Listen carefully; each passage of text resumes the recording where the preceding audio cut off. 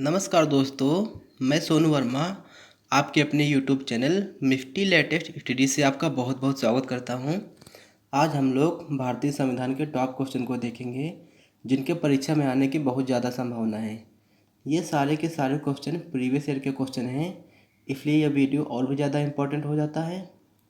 तो चलिए देर ना करते हम लोग ये वीडियो को शुरू करते हैं।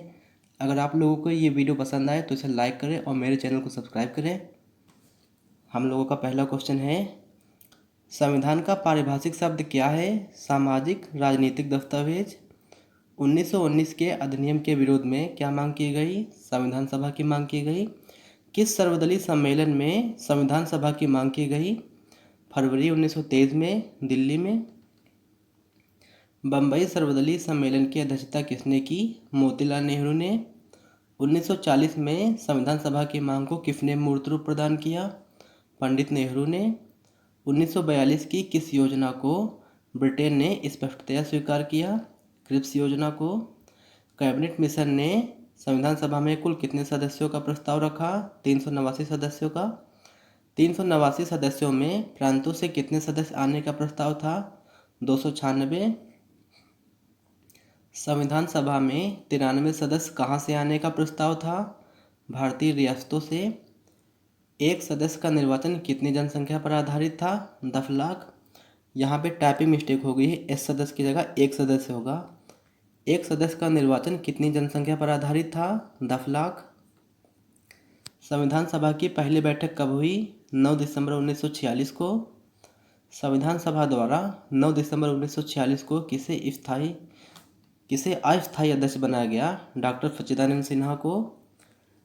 संविधान सभा द्वारा 11 दिसंबर 1946 को किसे स्थायी अध्यक्ष बनाया गया?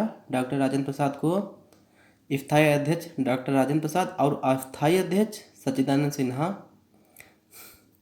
राष्ट्रीय ध्वज को किसने अंगीकार किया? संविधान सभा ने। राष्ट्रगान की घोषणा किसने की? संविधान सभा ने।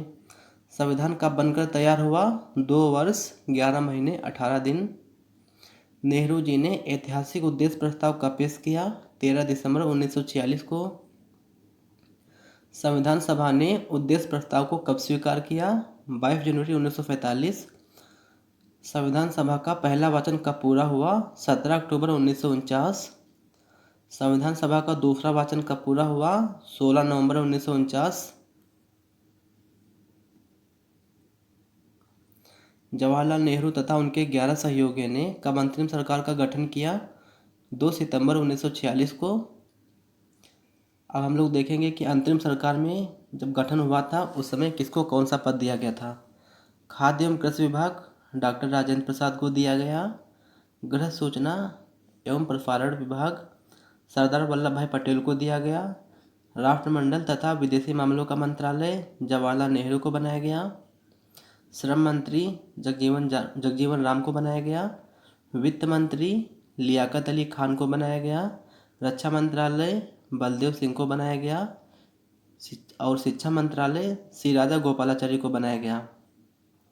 जनता पर सरकार किन नियमों से शासन करती है? संवैधानिक नियमों से।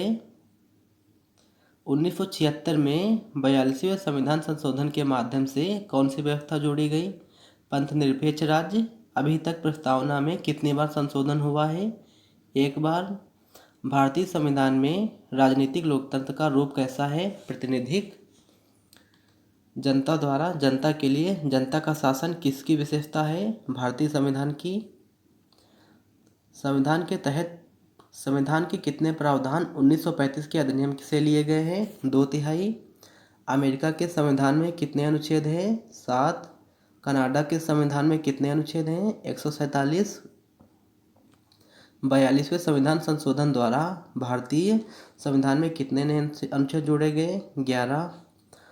वह संविधान क्या कहलाता है जिसमें संशोधन की प्रक्रिया सरल होती है? लचीला संविधान। भारतीय संविधान में संशोधन की प्रक्रिया कैसी दी गई है?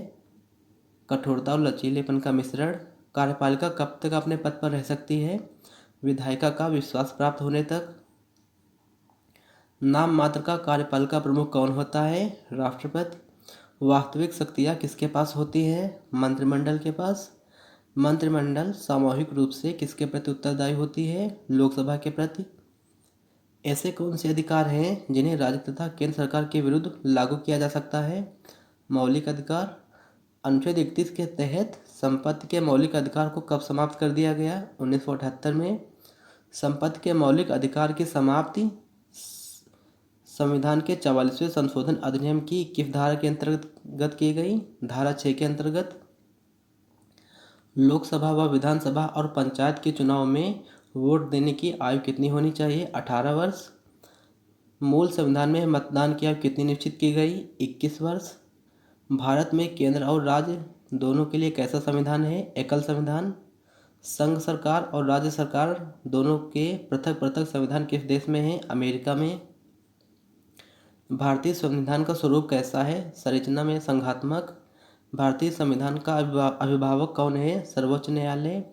संसार का सबसे प्राचीन राजतंत्र है जापान का। ब्रिटेन का शासन कैसा है? एकात्मक शासन। भारत में वैध प्रभुसत्ता किसमें निहित है? संविधान में। लिखित संविधान की अवधारणा ने सर्वप्रथम कहाँ जन्म लिया? फ्रांस में।